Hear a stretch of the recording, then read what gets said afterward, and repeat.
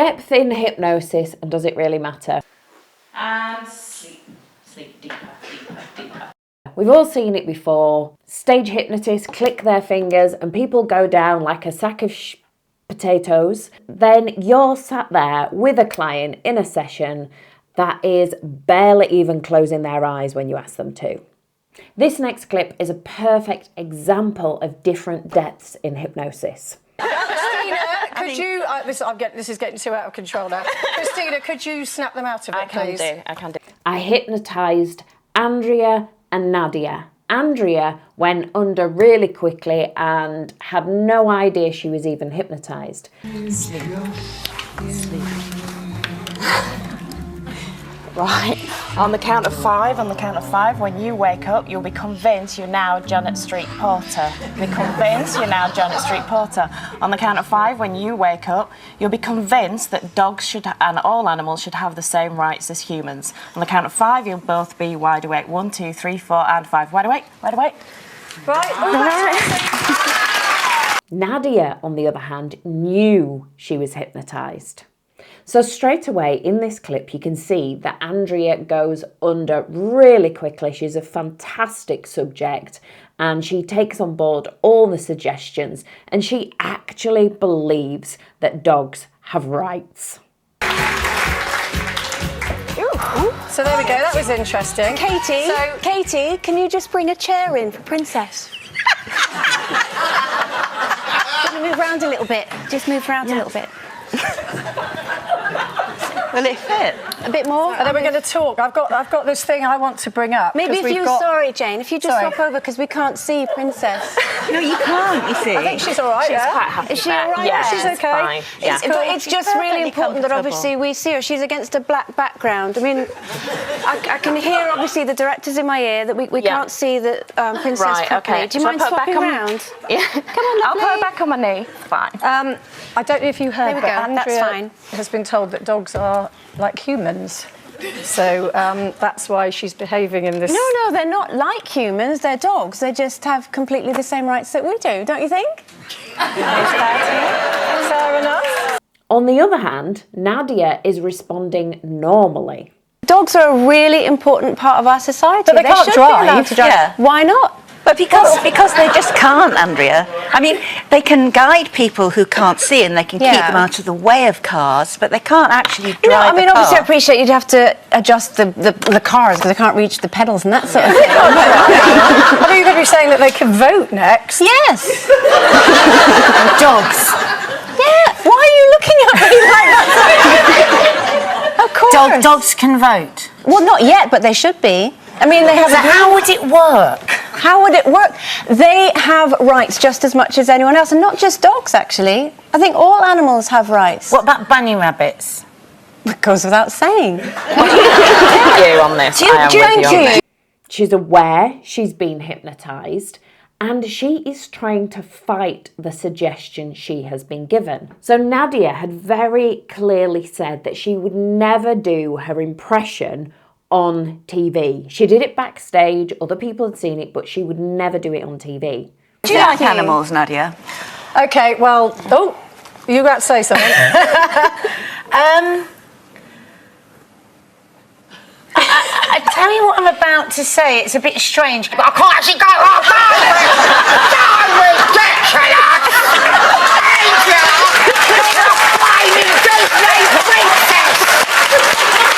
You know what I'd do with all dogs? Okay, right. I know I'm doing that. Oh, right, okay. I think that's worked. And yet she does it. She knows she's done it. And she says it's nothing to do with hypnosis, but she's done it. And very often that is the response that clients get. They don't feel very different sometimes during sessions. They leave thinking, has this worked? Will this work? But then the suggestion just beds in and they just feel compelled to do what you've told them to do. They don't feel any different. They just want to do the thing. Two very different depths and responses, and yet both of them took on board the suggestion. And what I'm about to tell you might flip everything you know about hypnosis upside down. Because I've had people in and out of hypnosis for days, sometimes over a weekend for TV shows. And after a while, something changes. It stops being their control and it starts to become mine. Not through force, through training. Stay with me, this gets fascinating. People very often think that depth means being completely unconscious. It doesn't. So I've had lots of comments on my videos saying, oh, that must be fake because they've saved themselves. You know, as they fall to the floor, they put their hand out and they save themselves. They are not unconscious. They are in a suggestible state. And hypnosis is not about how somebody is completely out of it. It's how easily the brain accepts the suggestion that I give. Research shows that depth isn't about turning off, it's about tuning in. Your awareness narrows, your inner dialogue quietens, and your automatic mind takes the lead. That's why both Andrea and Nadia responded. Andrea just wasn't thinking about whether it was hypnosis or not. That inner dialogue had quietened. And you can see from the clip that Nadia was feeling compelled to respond. She was trying to stop it from happening and she was trying to rationalize why it was happening. And she couldn't, so she was just saying, I know I'm doing this. So when we talk about depth, what we're actually talking about is responsiveness. Here's where it gets tricky. Responsiveness isn't fixed, it can be trained. And that's where things get really interesting. Old school hypnotists loved scales. 30 stages, 12 tasks, somnambulism, Estale state. But those scales were never really designed for therapy. They're lab testing and bragging rights. Unless you're going to use it in the military, maybe with spies. In reality, people transform with light and medium state trances. That's where awareness and responsiveness meet. Deep trance is useful for amnesia or anesthesia, but is not really required for behavioural change. But here's the twist. When you work with people for days on end, taking them in and out of trance, the idea of depth starts to blur. Because it's not about how deep they go anymore, it's about how fast they respond. When I say I've had people in hypnosis for whole days, I don't mean they are under and I'm constantly working with them for the whole day.